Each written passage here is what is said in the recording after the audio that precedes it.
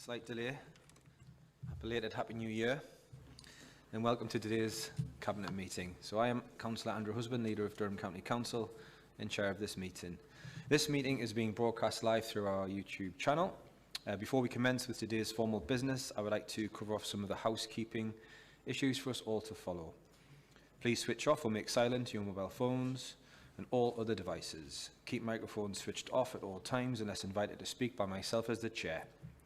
When invited to speak, please switch on the microphone nearest to you and introduce yourself.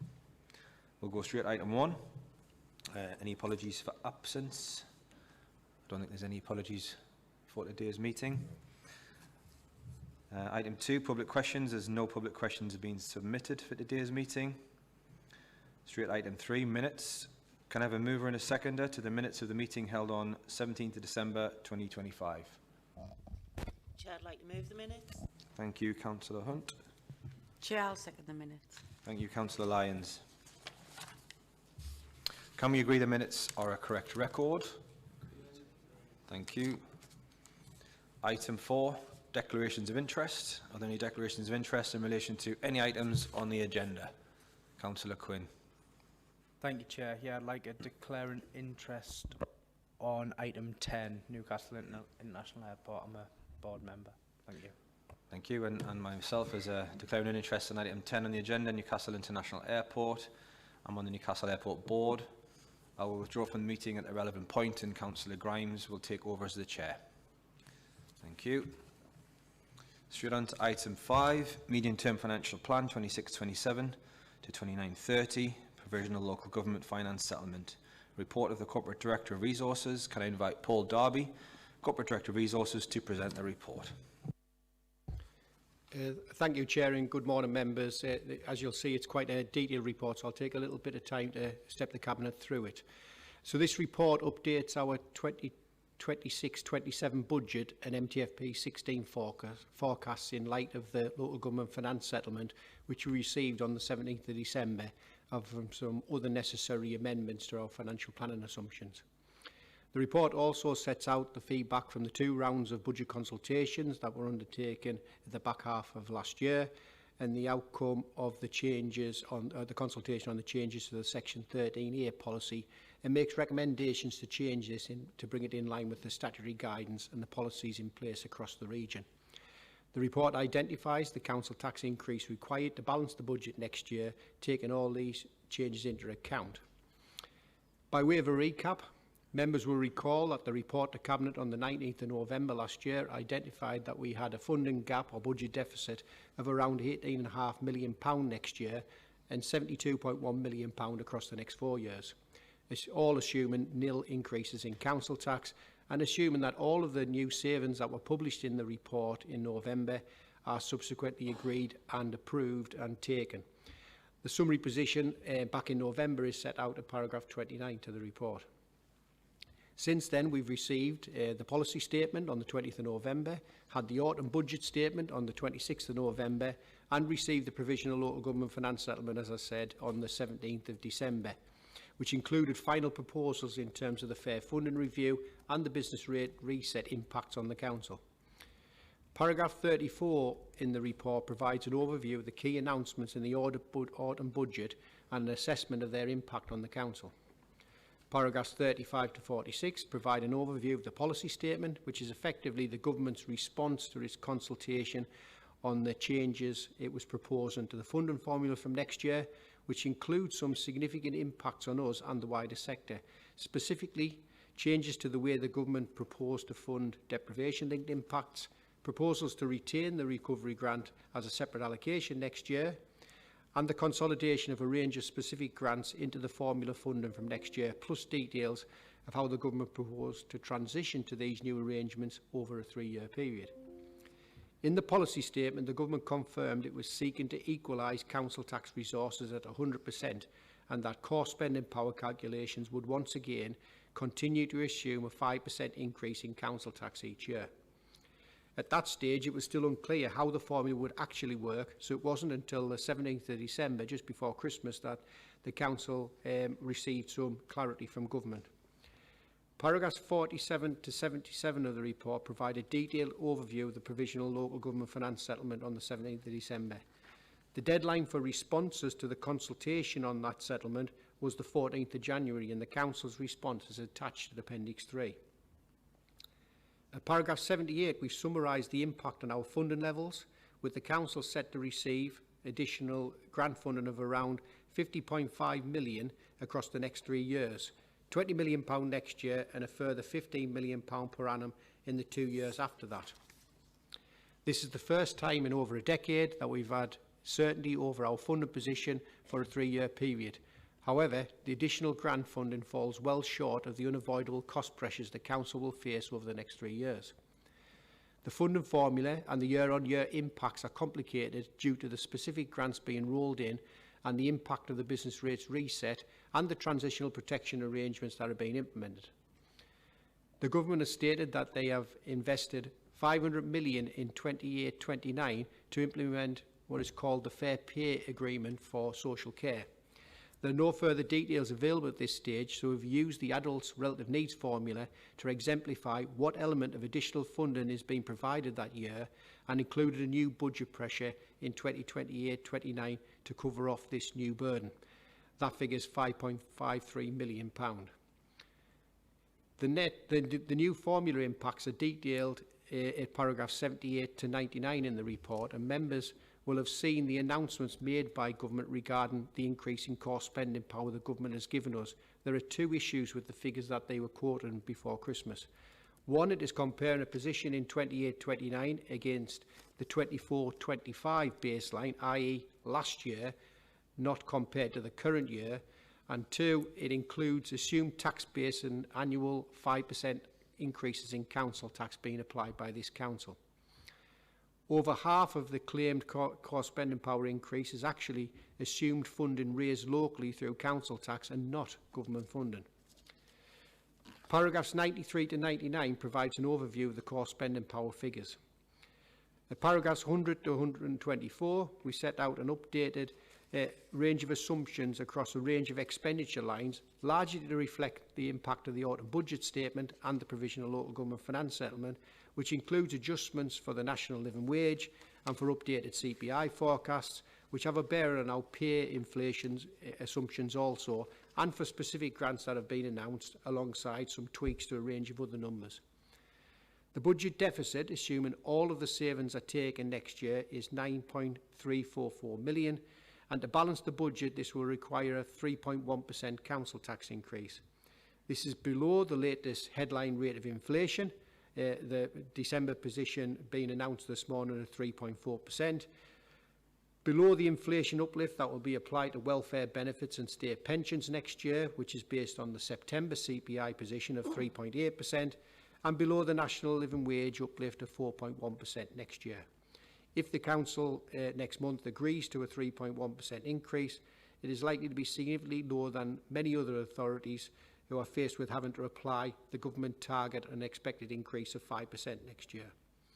It is not prudent nor appropriate to utilise reserves to balance the budget if we haven't maximised our council tax raising powers first. So my recommendation to Cabinet would be to carefully consider the need to increase the council tax by 3.1% in finalising the budget proposals for Cabinet and Council next month. The overall summary updated financial position is set out in the table at paragraph 125, and at paragraph 126 there's a reconciliation of the changes in the financial forecast between November and now to show which numbers have changed and by how much. As members will see, the cost pressures the Council faces are significantly greater than the additional funding we'll receive from Government, leaving the Council in a position of having to make efficiency savings or cuts in services and consider increases in its council tax in order to be able to set a legally balanced budget. From paragraphs 136 to 158 of the report, there is a summary of the public and stakeholder consultation that was undertaken during the period 19th of November to the 19th of September to the 14th of November as part of phase 1 of the budget consultation.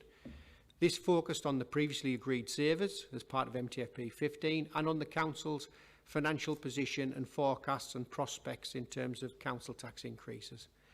There are around 1,700 responses received as part of this first phase consultation exercise, and the responses to the specific questions posed during that consultation are set out in detail in the report, and members will see that around 69% of respondents supported an increase in council tax rather than cuts to services. Most called for the council to seek efficiencies and reduced waste, and the feedback from partners mirrored the feedback from residents in terms of working to protect services and be mindful of the impacts on residents in terms of council tax increases. The Phase 2 budget consultation focused on the new savings proposal that were published in the November Cabinet report and the updated financial forecast at that time, and ran from the 21st of November to the 6th of January this year. The feedback received during this consultation from the 1,600 respondents is summarised at paragraph 169 to 196, including the responses to the specific questions posed during this round of consultation. As members will see, there was a broad mix of views expressed, but general support for the Council's proposals and a desire to make the Council more efficient and to cut waste in order to protect and reduce increases in council tax if possible. The detailed consultation reports for both phases are attached to Appendix 6 and 7. Having carefully considered this feedback, the Cabinet is satisfied to press ahead with the savings as planned in order to reduce the need for council tax increases of 5% next year. In paragraph 162 to 168, there is a summary of the savings proposals to be factored into the budget report next month, and in paragraph 203 to 224, there is an updated impact assessment of these proposals with the cumulative impact summarised at paragraph 203 to 229. Paragraph 233 sets out the updated risk assessment in terms of these financial forecasts, which have been updated to reflect the autumn budget policy statement and the local government finance settlement, which has clarified a number of the issues now. From paragraph 234 onwards, the report then deals with the section 13A discretionary discounts policy, which, as members will recall from the September Cabinet report, is the policy which exists to, in certain defined and evident circumstances, set out why and when we will remit or remove the long-term empty property premium and the second home premiums from an individual's accounts. The proposal set out in the September report, a saving put forward by the previous administration and agreed as part of MTFP 15 in February of last year, was to review and amend that policy to bring it in line with the basic statutory requirements, as our current policy is much more generous and goes well beyond this and others in the region. The review of this policy is linked to a saving, as I say, agreed by the previous administration of £550,000. The report to Cabinet in September identified options from the review to either fully align the policy with the government regulations, introduce a 12-month time limit to those reliefs, or to retain the existing policy. These options were consulted on during September to November, eliciting around 500 responses. And the outcome of that consultation is included in paragraphs 245 to 253, with the majority of respondents supporting option 1. That is aligning the Council's policy with the government regulations. But just like the consultation on the Council Tax Reduction Scheme consultation that we considered last year, and rather unsurprisingly, those potentially impacted supported retention of the current policy. The detailed consultation report on the Section 13A policy is attached to Appendix 9, and attached to the report is also an updated policy based on the recommendations which are in this report, which are to align our policy with the government regulations and bring it in line with other councils.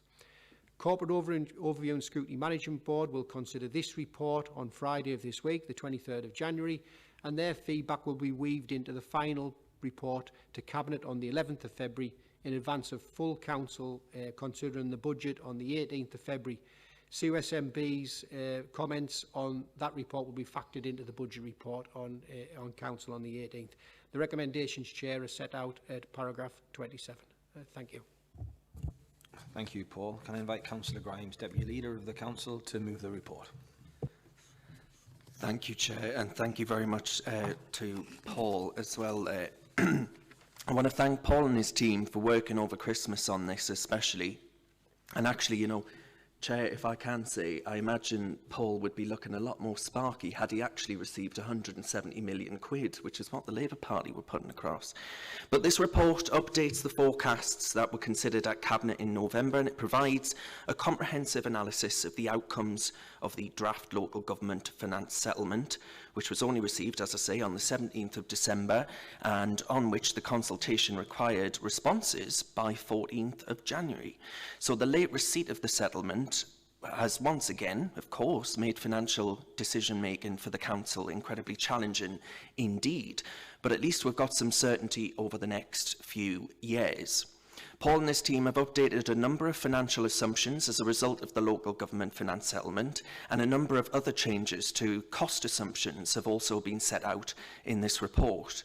There's been an enormous amount of detail to digest and chew through in the short timescales, although some of the revisions to formulate for government funding allocations could and should have been better explained by the government, and have created some concerning outcomes around the limited scale of redistribution and the casual implementation of these funding formula over the extended 3-year time period.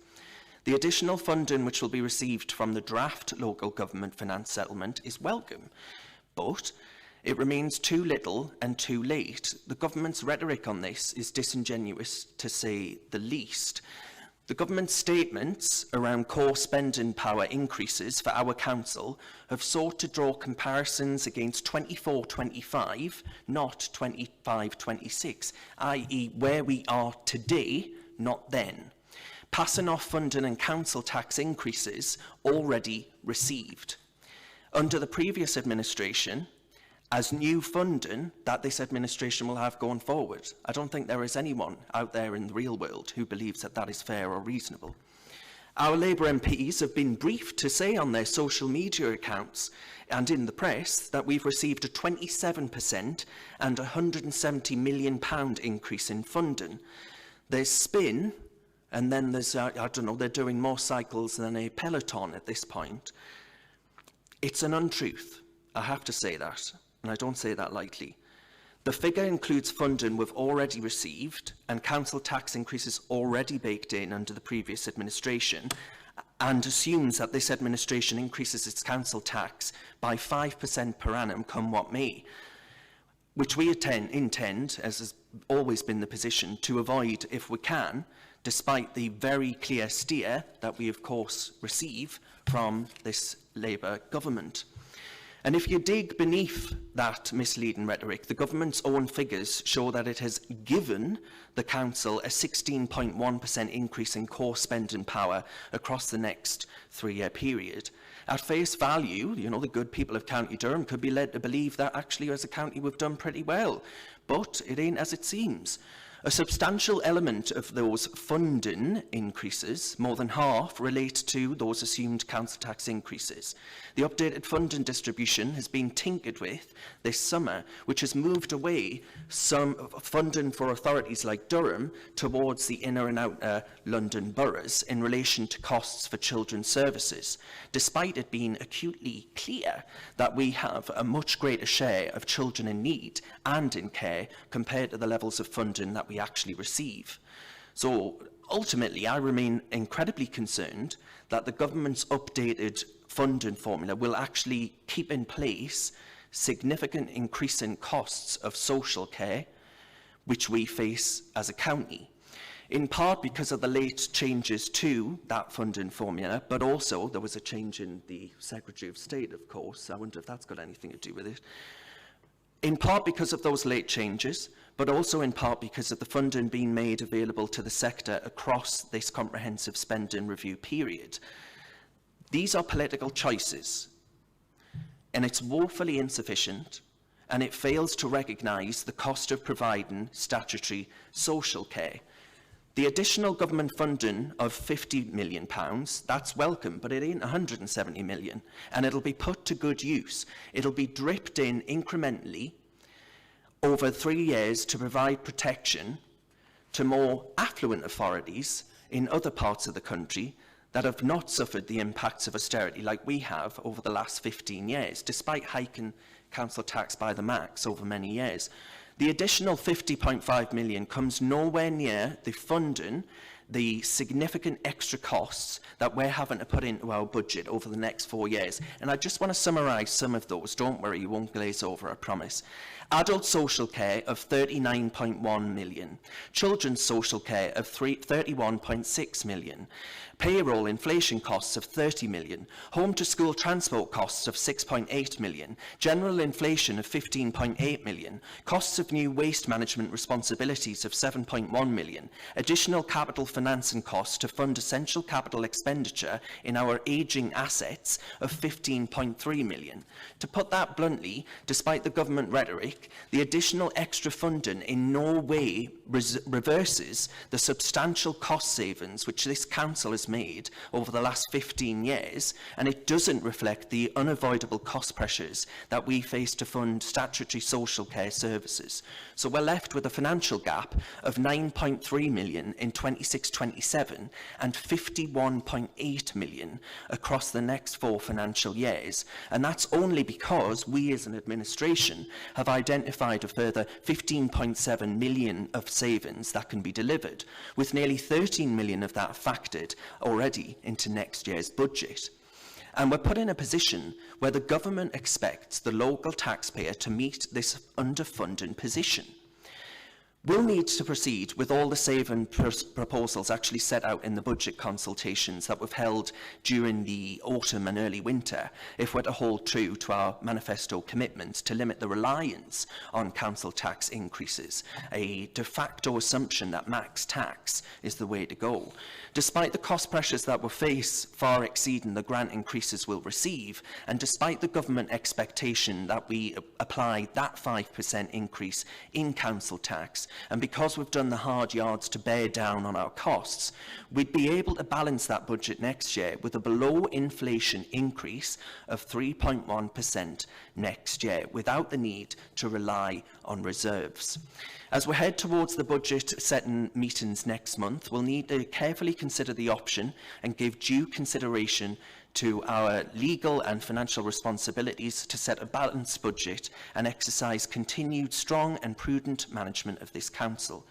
Moving into 27-28 and later years, we've now got more certainty, as I say, that's welcome, on our funding position until 28-29.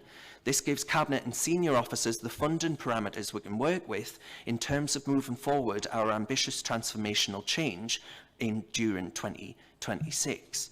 We received a really strong response to both the MTFP 16 budget consultations, which were held following the September and November Cabinet reports, gauging resident and stakeholder views on options to raise council tax and the savings options to pursue.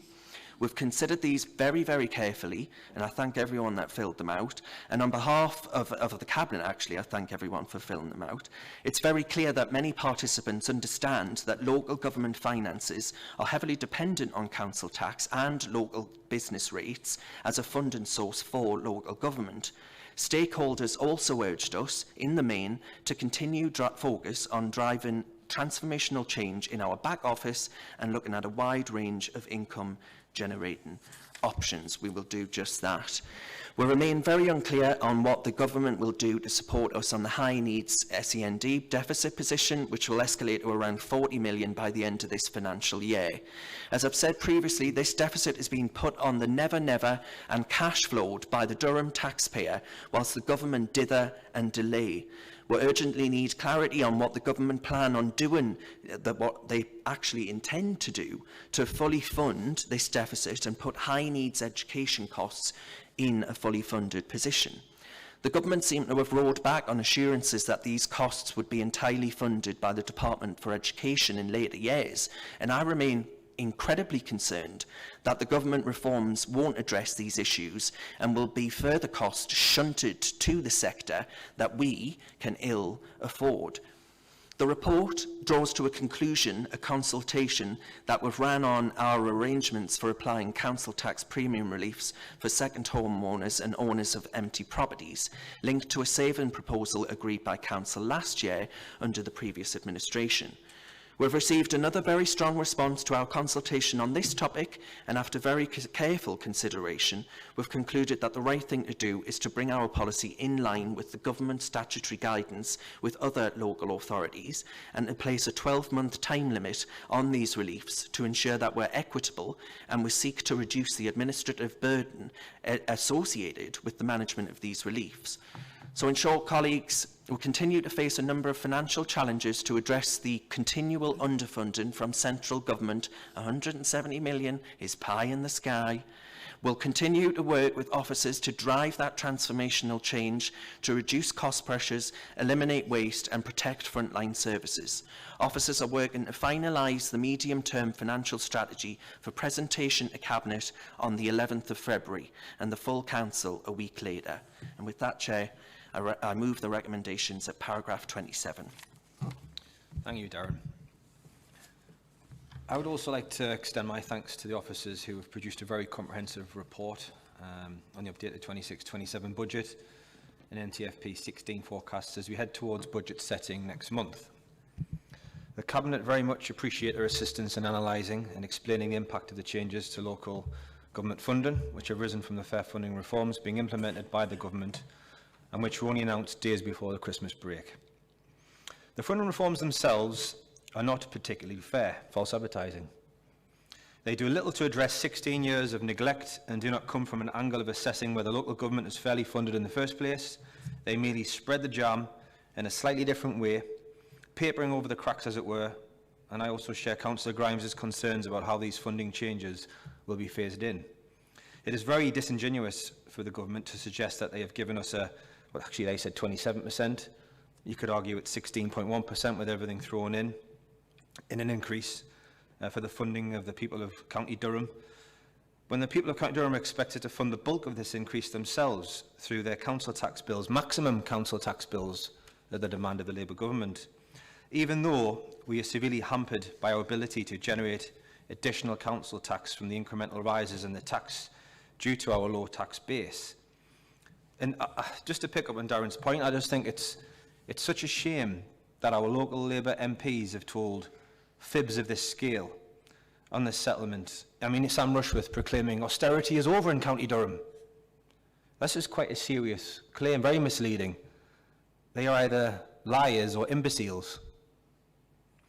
Anyway, the government can't gift us council tax increases. They have gifted us high energy, though, and massive NIC increases, tens of millions of quid, higher wages. And as Councillor Grimes has set out, in the range of significant cost pressures which we continue to face, as a Cabinet, we will continue to prioritise opportunities to eliminate waste and inefficiency in the Council over options to cut frontline services or raise council tax wherever we can. Although these choices are becoming increasingly difficult to manage, the savings we have outlined in these budget proposals are proportionate and largely mitigatable. The Cabinet remains clear in its priorities to create the right environment for a thriving and growing population with access to good quality housing, to break the ongoing cycle of tax rises and annual cuts. This will take time to deliver, but we will continue with our approach on ensuring we seek opportunities to promote economic growth and provide strong outcomes for residents. There's some of the exciting opportunities potentially coming our way over the next few years, and rest assured we will take those opportunities and work hard to make them happen. We're in discussions now with huge overseas companies about relocating to County Durham. The response to the consultations on savings proposals has been very strong, and we are clear from the feedback we've received that our residents that want us to prioritise our focus to eliminate waste and inefficiency. We'll need to press on with the savings as set out, and we will consider the council tax requirement over the next few weeks. Even with these savings proposed being delivered, which total 12.9 million next year and 15.7 million over the next 4 years so far, and the additional funding we will be getting from the government over the next 3 years, as we set to receive a share of a cake that provides insufficient ingredients and volume to go around, we are left with a £51.8 million financial challenge to balance our budget over the next 4 years, which includes a 9.3 million gap next year. It is looking increasingly likely that we'll have little option but to raise council tax in 26-27 by 3.1%, well below the 5% the government assumed we would have to increase it by, and below the rate of inflation. The first time this council has done in so many years. 2023 it was 4%, 2024 5%, 2025 5%, Reform 2026 stopping the rot. And this is only actually after 8 months of Reform administration, so I think we can proud to see that the work we're putting in is starting to bear the fruit that we promised it would. And also I expect this figure to be a lot lower than our neighbouring councils, one of the lowest across Reform UK, one of the lowest across the country. And it reflects the hard work that we've put in this council to make it a more financially stable organisation and achieve without putting the council at risk by using reserves, as we're seeing in other councils, to balance budgets and to make an unsustainable future, and quite frankly reckless that many others choose to do this. Whilst we have more certainty on local government funding levels from this point onwards, it is clear that the emphasis has been placed on the Cabinet and our members to find long-term options to make our financial position more sustainable. We will continue to work closely with officers to drive through an ambitious programme of transformational change in 2026 and beyond, and this will require significant investment to manage this. More details will be set out in the MTFP 17 report in the summer. But with that, I am happy to second the report and the recommendations set out at paragraph 27. Are there any other Cabinet members wishing to speak? Thank you. Does Cabinet agree with the recommendations? Thank you. On to item 6. Adult Social Care Update. Can I invite Michael Lang, Corporate Director of Adult and Health Services, to present the report. Thank you, Chair. As Cabinet will know, our Adult Social Care Service was assessed as good by the Care Quality Commission in 2024. We are likely to be reassessed in 2026. In response to the 2024 assessment, we strengthened our service improvement plan. We've made good progress since 2024. However, we are not complacent. We still have work to do, especially in how we use emerging digital technology and how we ensure consistency of service. In preparation for our next assessment in 2026, we have revised our adult social care strategy in consultation with service users and their families, our self-assessment and our service improvement plan. These are attached in the appendices to the report. Cabinet is asked in the recommendations at paragraph 10 to note the contents of this report and approve the updated documents in the appendices. Further updates will be given to Cabinet. Thank you, Chair. Thank you, Michael. Can I invite Councillor Brown, Cabinet Portfolio Holder for Adult and Health Services, to move the report? Thank you, Chair. I would like to thank Michael and his team for a very comprehensive social care update report. I'm pleased to be presenting this update, which introduces 3 important documents. These are the new Adult Social Care Strategy, 2025 to 2028, the updated Service Improvement Plan, and our latest self-assessment. Together, they support our ongoing Care Quality Commission assessment. The report also gives an update on our current Care Quality Commission position as we prepare for the next round of local authority assessments. The new strategy explains our plans for adult social care over the coming years. It supports the new council plan and transformation programme with a strong focus on prevention, resilience, and helping residents and community groups play a bigger part in shaping and delivering services. This service is committed to continuous improvement. The self-assessment gives a clear picture of how the service is performing, and the updated service improvement plan ensures our priorities stay up to date. I support the recommendations in this report and look forward to receiving further updates in due course. Thank you, Howard. Can I invite Councillor Hunt, Cabinet Portfolio Holder for Children and Young People Services, to second the report? Thank you, Chair. The report provides assurance that significant work continues to be undertaken to prepare for the CQC assessment. specifically the latest version of the self-assessment, a key document for assessment purposes. The new strategy aligns closely with the self-assessment and service improvement plan, providing clarity and transparency around what the residents and people who draw upon care and support can expect from adult social care. I second the recommendations set out in the report, and I look forward to receiving further progress and updates. Thank you, Chair. Thank you, Cathy. Are there any other Cabinet members wishing to speak? Can I ask Cabinet to note the report? Thank you. Item 7, Housing Allocations Policy Review. Can I invite Mike Allen, Strategy and Delivery Manager, Regeneration, Economy and Growth, to present the report? Thank you, Chair. In accordance with the Housing Act 1996, housing authorities must have a social housing allocations policy, regardless of whether they own their own stock. The housing allocations policy will set out the Council's rules for eligibility, qualifying and assessing housing need to ensure that priority for social housing is given to households in the greatest need. It also sets out who is qualified to join the housing register, or otherwise known as the waiting list. The Council itself has a small stock of social housing, so has an effective partnership with registered provider partners is essential to achieving an effective housing allocation scheme. As a result of access to the properties of our partners, there are approximately 43,000 houses available through Durham Key Options, and that would therefore be affected by the provisions of our housing allocations policy. Over recent years, we have seen the waiting list for social housing in County Durham rise significantly from around 7,500 applicants in 2020 to over 10,000 in 2025. Registered providers also have fewer empty properties as demand has increased.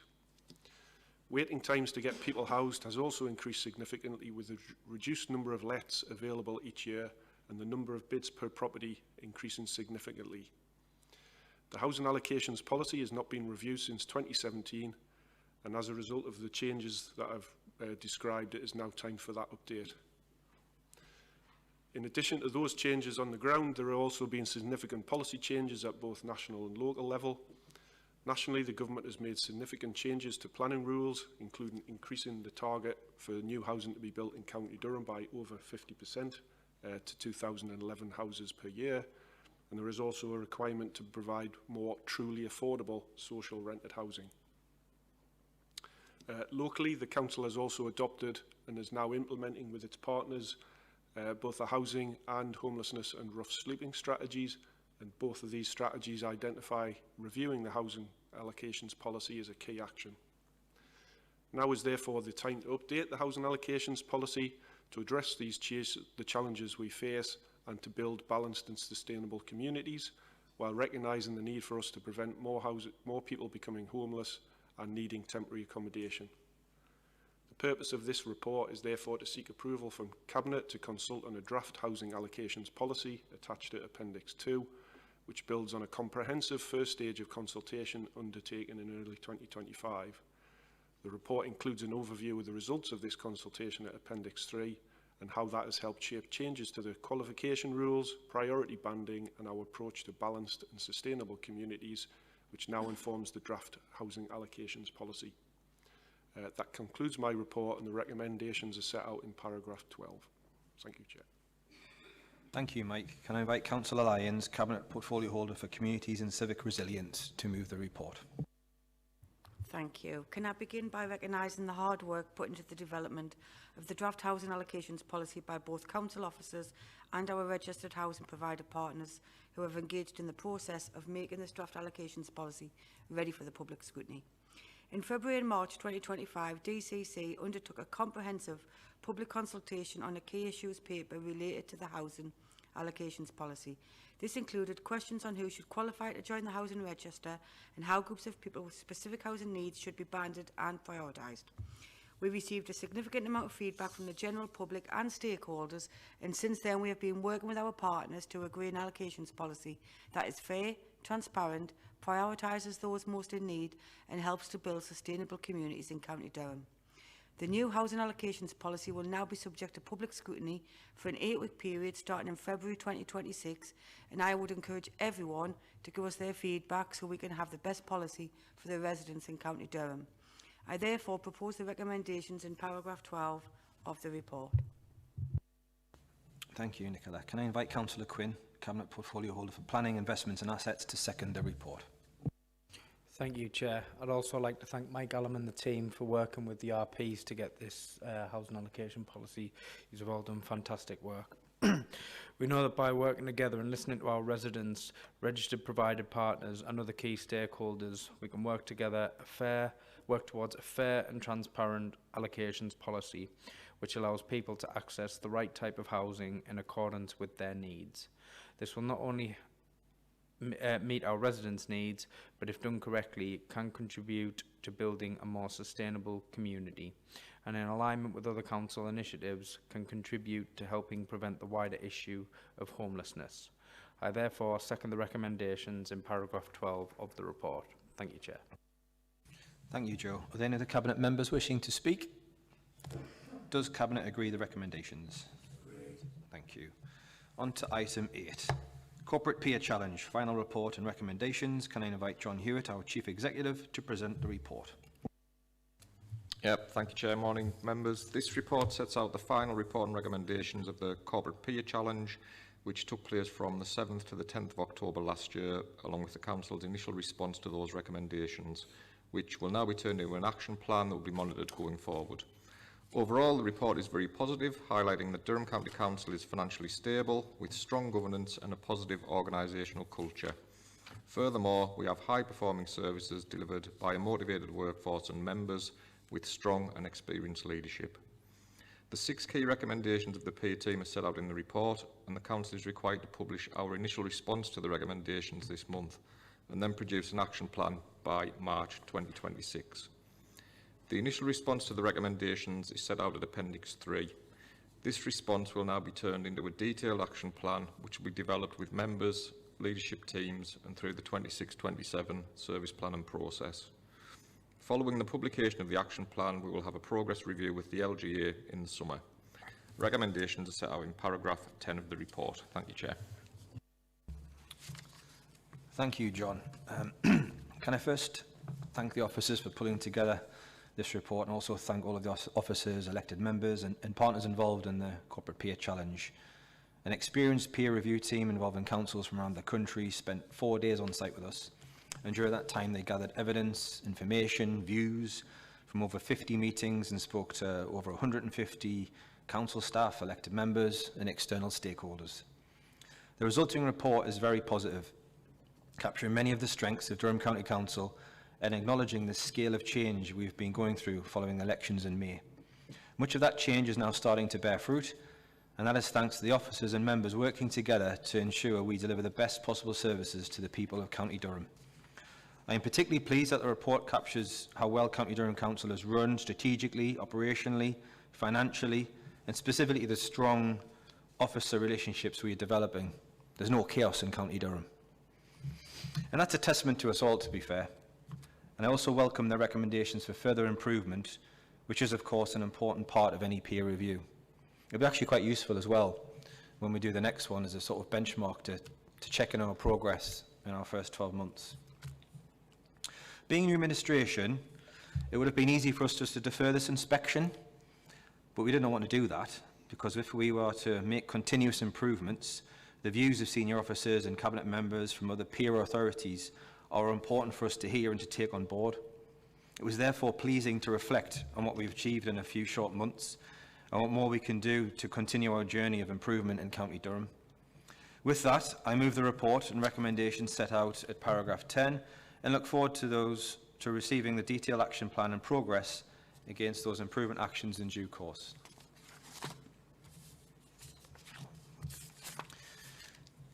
Can I invite Councillor Grimes, Deputy Leader of the Council, to second the report? Thank you, Chair. And can I echo your comments actually as well? The report from the peer review team tells the story of a high-performing, well-regarded and financially sound council. We're a council that's continued to move forward following the elections last year, a council well-placed to meet the challenges that we'll face over the coming years too. The peer review itself went well, extraordinarily smoothly, and I know from the discussion that I had with the review team that they were very impressed with the authority. The fact that it went so smoothly was down to the meticulous planning and attention to detail that went into preparing for it. I felt like I was in an episode of The Apprentice at one point. And actually it was combined with high quality services and contributions from strong and motivated officers, members of course, and partners, with the final report describing us as having a unified culture and a motivated workforce that delivers high performance services. Of course, there's always more we can do and must do, and the recommendations of our peers are being given serious consideration. We all have a part to play, and I look forward to seeing how the action plan develops so we can take this council forward on its next steps of continuous improvement and transformation. And with that, I second the report and the recommendations as set out at paragraph 10. Thank you, Darren. Are there any other Cabinet members wishing to speak? Does Cabinet agree the recommendations? Agreed. Thank you. Item 9, exclusion of the public. Cabinet is asked to move a resolution to exclude the press and public. Can I have a mover? I'll move that, Chair. Thank you, Councillor Allison. Can I have a seconder? Yes, Chair, I'll second that motion as well. Thank you, Councillor Brown. Does Cabinet agree the resolution? Agreed. That concludes the business part for this meeting. I would like to thank everyone for taking part and to those members of the public and media who have watched this meeting.